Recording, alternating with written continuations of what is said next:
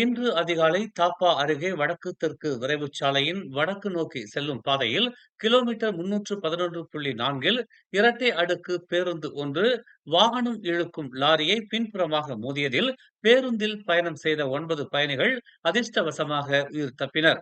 அதிகாலை 1:28 மணியளவில் சம்பவம் தொடர்பாக அவசர அழைப்பு வந்ததாக பேரா தீயணைப்பு மற்றும் மீட்புத்துறையின் உதவி இயக்குனர் சபா ரோட்ரி நோர் அமாட் தெரிவித்தார். சிக்கிய பேருந்து ஓட்டுநர் தீயணைப்பு மற்றும் மீட்புத் துறையால் வெற்றிகரமாக மீட்கப்பட்டதாகவும் அவரது வலது காலில் காயம் ஏற்பட்டதாகவும் சபா ரோட்ரி கூறினார். பாதிக்கப்பட்டவர் மேல் அதிக சிகிச்சைக்காக ஆம்புலன்ஸ் வாகனம் மூலம் அருகில் உள்ள மருத்துவமனைக்கு அனுப்பப்பட்டதாக அவர் தெரிவித்தார். லாரி ஓட்டுநர் மற்றும் அவரது உதவியாளர் காயங்கள் இல்லாமல் தப்பியதாக அவர் மேலும் கூறினார். இந்த வாரம் பதிவான 3வது பேருந்து விபத்து இது என்பது குறிப்பிடத்தக்கது. உள்ளூர் மற்றும் இறக்குமதி செய்யப்பட்ட பழங்களுக்கு விற்பனை மற்றும் சேவை வரியான எஸ்எஸ்டியை அமல்படுத்துவது தொடர்பாக எழுந்துள்ள முரண்பாடுகளுக்கு நிதி அமைச்சு விளக்கம் அளித்துள்ளது. திங்கட்கிழமை அரசிதழில் வெளியான உத்தரவில் நாட்டில் விளையும் பெரும்பாலான பழ வகைகளுக்கு 5% விற்பனை வரி விதிக்கப்படும் என்று குறிப்பிடப்பட்டிருந்தது. அதில் வரி விலக்கு பெற்ற ஒரே பொருளாக தேங்காய் மட்டுமே பட்டியலிடப்பட்டிருந்தது. எனினும் நாட்டில் விளையும் பழங்களுக்கு எஸ்எஸ்டி வரி இல்லை என தற்போது அமைச்சு தெளிவுபடுத்தியுள்ளது. இறக்குமதியாகும் அனைத்து பொருட்களுக்கும் பதப்படுத்தப்பட்ட அல்லது தொழிற்சாலைகளில் உற்பத்தி செய்யப்படும் உள்ளூர் பொருட்களுக்கு மட்டுமே விற்பனை வரி சட்டத்தின் கீழ் வரி விதிக்கப்படும் என்று நிதி அமைச்சு தெரிவித்துள்ளது. நாட்டில் விளையும் விவசாய பொருட்களை உற்பத்தி பொருட்களாக கருத முடியாது என்பதால் அவற்றுக்கு விற்பனை வரி கிடையாது என நிதி அமைச்சு தெரிவித்துள்ளது. இருப்பினும் அப்பழங்கள் இறக்குமதி செய்யப்பட்டால் வரி விதிக்கப்படும் என்று தெரிவிக்கப்பட்டுள்ளது. உதாரணமாக வாழைப்பழங்கள், அன்னாசி, ரம்புத்தான் போன்ற வெப்பமண்டல பழ வகைகள் வெளிநாடுகளில் இருந்து இங்கு இறக்குமதி ஆனால் வரி விதிப்புக்கு உட்படுத்தப்படும் என்று தெரிவிக்கப்பட்டுள்ளது. பல்வேறு பொருட்களுக்கு எஸ்எஸ்டி வரி விதிப்பு வரும் ஜூலை 1ஆம் தேதி முதல் அமலுக்கு வருகிறது என்பது குறிப்பிடத்தக்கது. குஜராத்தின் அகமதாபாத் விமான நிலையத்தில் இருந்து 242 பயணிகளுடன் புறப்பட்ட ஏர் இந்தியா விமானம் விபத்துக்குள்ளாகி இருப்பது பெரும் பரபரப்பை ஏற்படுத்தியுள்ளது. இதனை ஏர் இந்தியா நிறுவனம் உறுதிப்படுத்தியுள்ளது.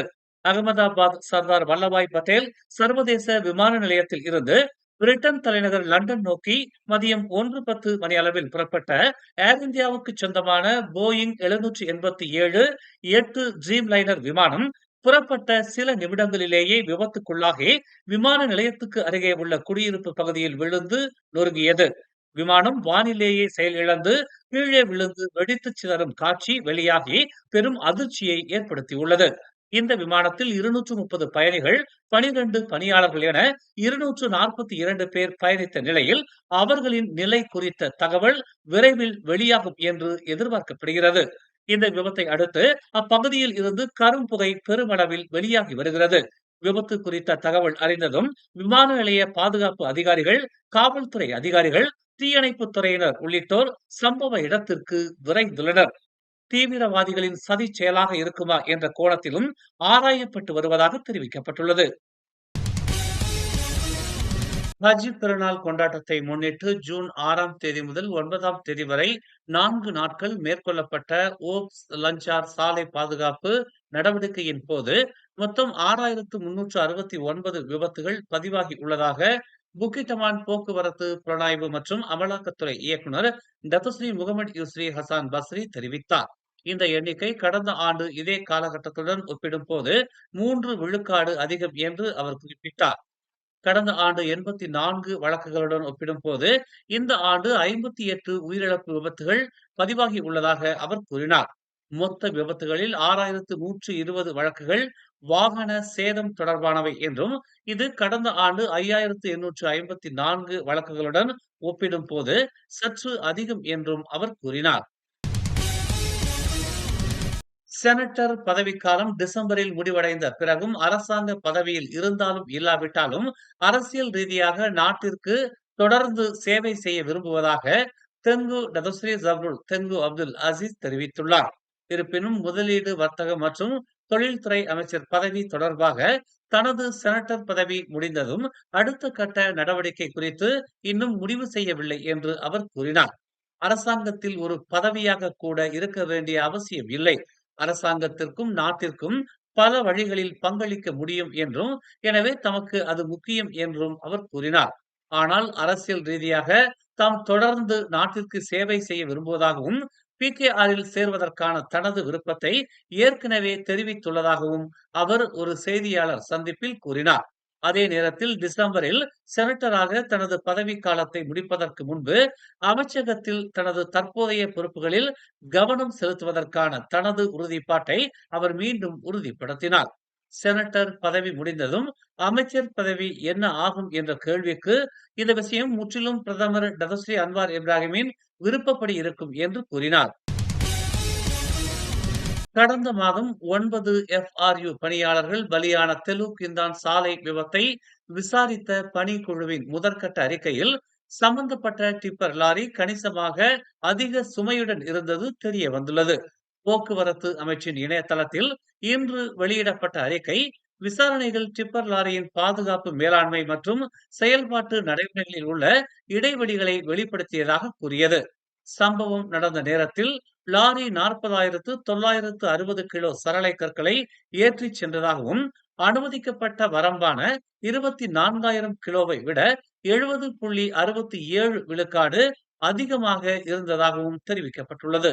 லாரி சாலை போக்குவரத்து துறையின் ஆய்வு மற்றும் பாதுகாப்பு தணிக்கையில் தோல்வி அடைந்ததாகவும், 70 விழுக்காடு தேர்ச்சி மதிப்பெண்ணுக்கு எதிராக 15 விழுக்காடு மட்டுமே மதிப்பெண் பெற்றதாகவும், 7 கட்டாய அளவுகோல்களிலும் தோல்வி அடைந்ததாகவும் அந்த அறிக்கை தெரிவித்துள்ளது.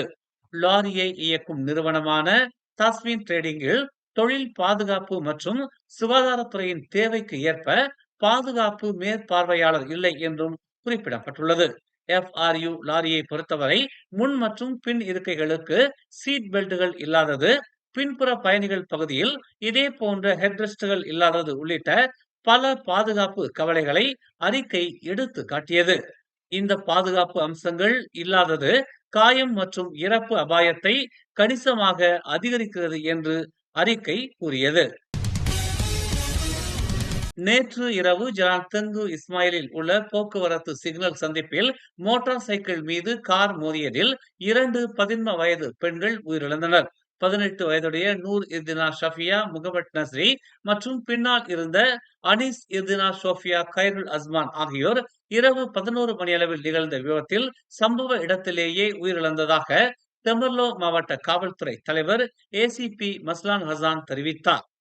விபத்தில் தொடர்புடைய காரை ஆய்வு செய்த போது ஷாபு மற்றும் ஹெராயின் இருப்பதாக சந்தேகிக்கப்படும் பிளாஸ்டிக் பாக்கெட்டுகள் கண்டுபிடிக்கப்பட்டதாகவும், அதன் மதிப்பு 6,000 ரிங்கிட்டுக்கும் அதிகமாக இருக்கும் என்றும் மஸ்லான் கூறினார்.